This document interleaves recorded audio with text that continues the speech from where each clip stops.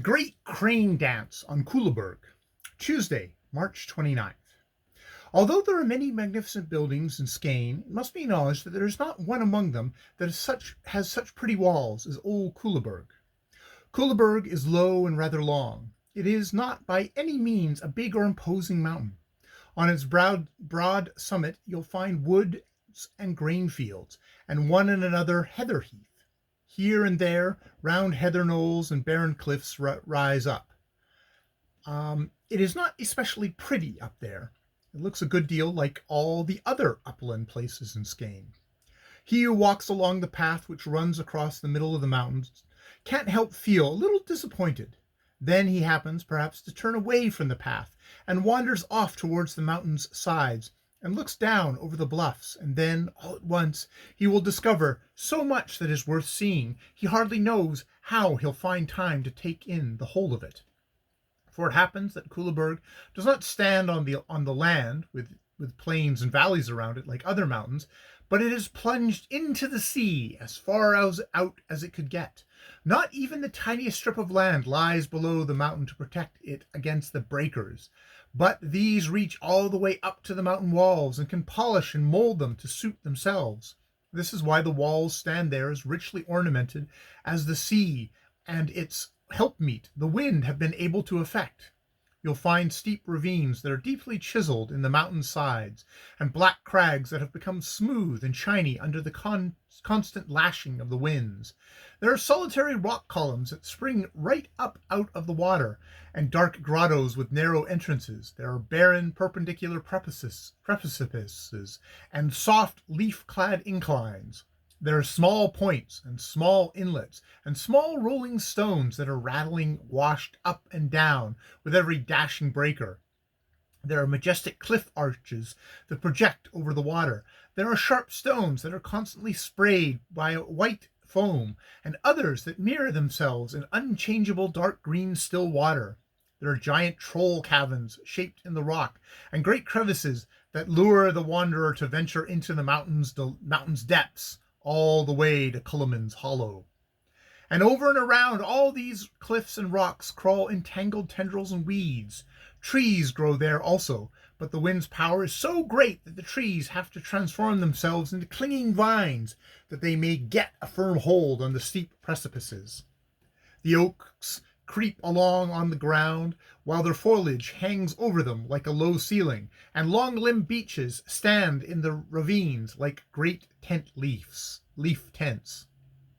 These remarkable mountain walls, with the blue sea beneath them and the clear penetrating air above them, is what makes Kllbrg so dear to the people that great crowds of them haunt the place every day as long as the summer lasts. But it's more difficult to tell what it is that makes it so attractive to animals, that every year they gather there for a big play meeting.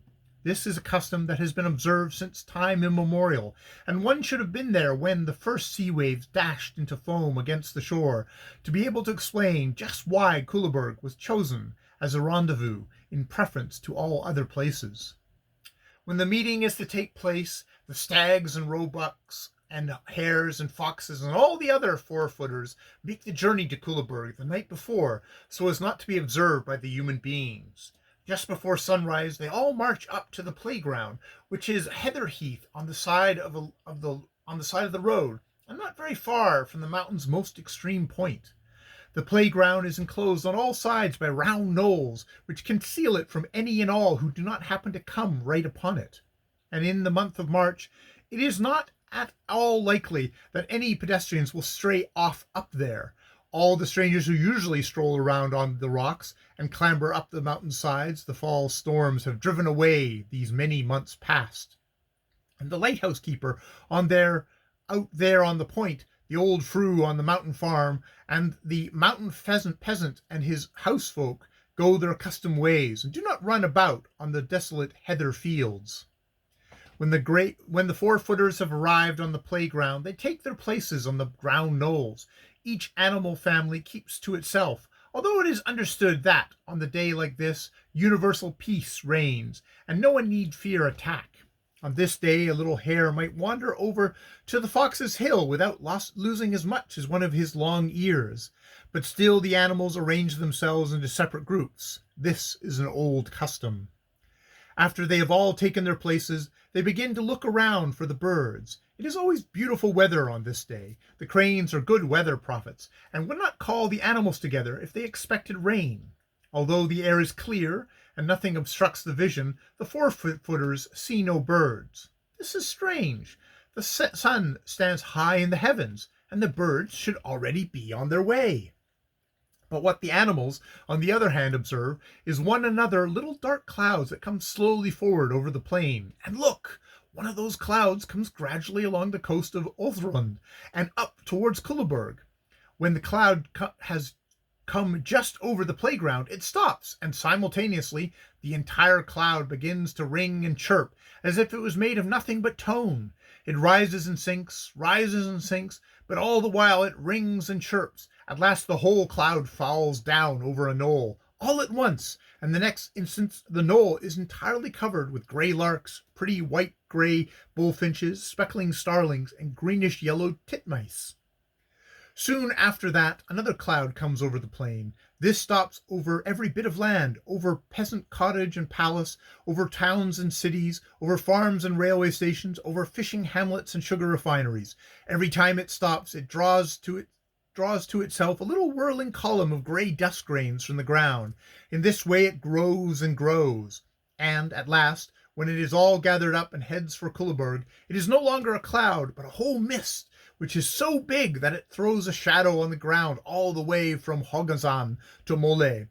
When it stops over the playground, it hides the sun, and for a long while it had to rain grey sparrows on one of the knolls before those who had been flying in on the innermost part of the mist could again catch a glimpse of daylight.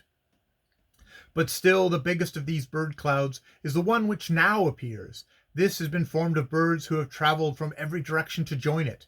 It is dark bluish-grey, and no sun rays can penetrate it. It is full of the ghastliest noises, the most frightful of shrieks, the grimmest laughter, and the most ill-luck boding croaking. All on the playground are glad when it finally resolves itself into a storm of fluttering and croaking, of crows and jackdaws and rooks and ravens.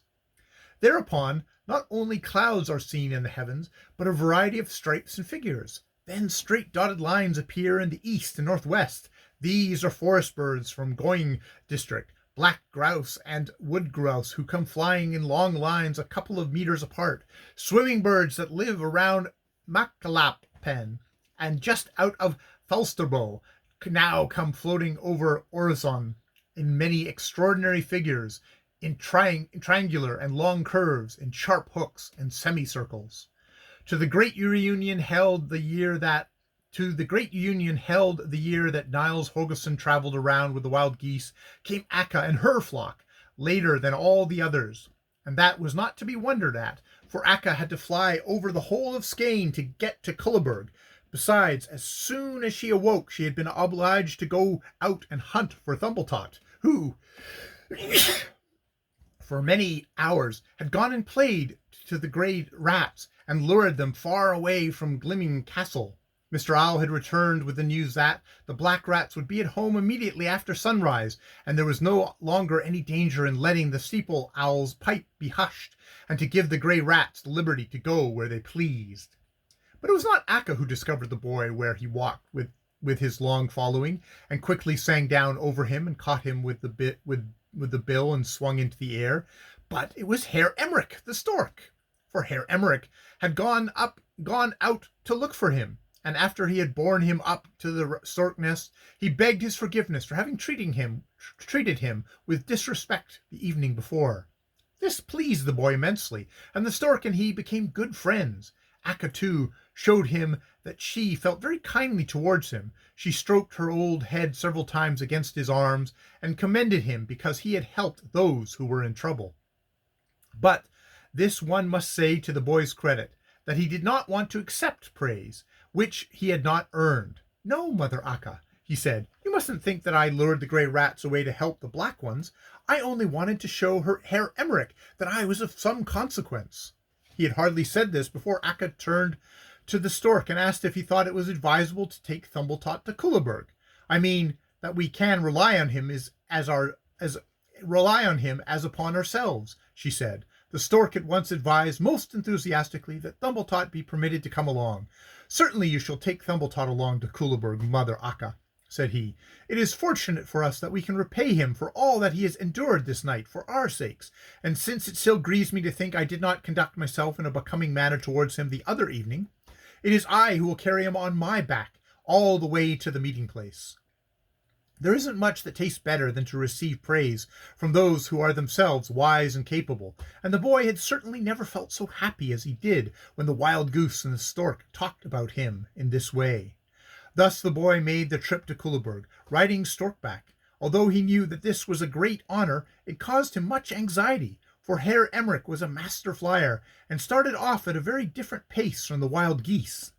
While Akka flew her straight way with even wing strokes, the stork amused himself by performing a lot of flying tricks. Now he lay still in a measurable height and floated in the air without moving his wings. Now he flung himself downward with such a haste that it seemed as though he would fall to the ground, helpless as a stone. Now he had lots of fun flying all around Akka in great and small circles like a whirlwind. The boy had never been on a ride of this sort before, and although he had sat there all the while in terror, he had to acknowledge to himself that he had never before known what a good flight meant. Only a single pause was made during the journey, and that was at Volm Lake, when Akka joined her traveling companions, called to them that the grey rats had been vanquished. After that, the travelers flew straight to Kllbrg. There they descended to the knolls reserved for the wild geese, and as the boy let his glance wander from knoll to knoll, he saw on one of them the many-pointed antlers of the stags, and on the other the grey heron's neck crests. One knoll was red with foxes, one was grey with rats, one was covered with black ravens who shrieked continually, one with larks who simply couldn't keep still, but kept on throwing themselves in the air and singing for very joy. Just as it ever has been the custom on Kllbrg, it was the crows who began the day's games and frolics with their flying dance. They divided themselves into two flocks that flew towards each other, met, turned, and began all over again. This dance had many repetitions, and appeared to the spectators who were not familiar with the dance as altogether too monotonous. The crows were very proud of their dance, but all the others were glad when it was over. It appeared to the animals about as gloomy and meaningless as a winter storm play with the snowflakes. It depressed them to watch it, and they waited eagerly for something that should give them a little pleasure. They did not have to wait in vain, either, for as soon as the crows had finished, the hares came running. They dashed forward in a long row without any apparent order. In some of the figures, one single hare came. In another, they ran in 3 or 4 abreast. They all raised themselves on 2 legs, and they rushed forward with such a rapidity that their long ears swayed in all directions. As they ran, they spun around, made high leaps, and beat their forepaws against their hind paws so that they rattled. Some performed a long succession of somersaults. Others doubled themselves up and rolled over like wheels. One stood on one leg and swung around. One walked upon his forepaws. There was no regulation whatever, but there was much that was droll in the hare's play, and the many animals who stood and watched them began to breathe faster. Now it was spring. Joy and rapture were advancing. Winter was over. Summer was coming. Soon it was only play to live. When the hares had romped themselves out, it was the great forest birds' turn to perform. Hundreds of wood grouse in shining dark brown array, and with bright red eyebrows, flung themselves up into a great oak that stood in the center of the playground. The ones who sat upon the topmost branch fluffed up his feathers, lowered his wings, and lifted his tail so that the white coverlet feathers were seen. Thereupon he stretched his neck and sent forward a couple of deep notes from his thick throat. "Tthak, tthak, tthak," it sounded. More than this he could not utter. It only gurgled a few times way down in his throat. Then he closed his eyes and whispered, "Sis, sis, sis, how pretty, sis, sis, sis." At the same time he fell into such an ecstasy that he no longer knew what was going on around him. While the First wood grouse was sissing, the 3 nearest under him began to sing, and before they'd finished their song, the 10 who sat lower down joined in, and thus continued from branch to branch until an entire 100 grouse sang and gurgled and sissed. They all fell into the same ecstasy during their song, and this affected the other animals like a contagious transport. Lately the blood had flowed lightly and agreeably. Now it began to grow heavy and hot. Yes, this is surely spring, thought all the animal folk. Winter chill has vanished. The fires of spring burn over the earth.